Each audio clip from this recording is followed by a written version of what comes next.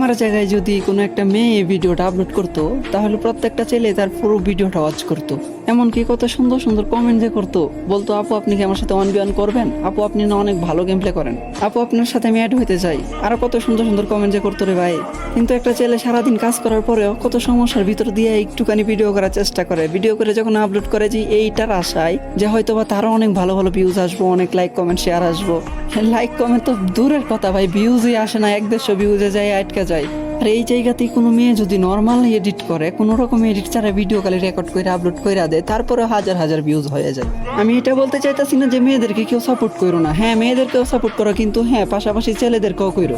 একটা ছেলে যে কত কষ্ট করে ভিডিও বানায়, কতটুকু আশা নিয়ে ভিডিও বানায়, এটা কি তোমরা জানো?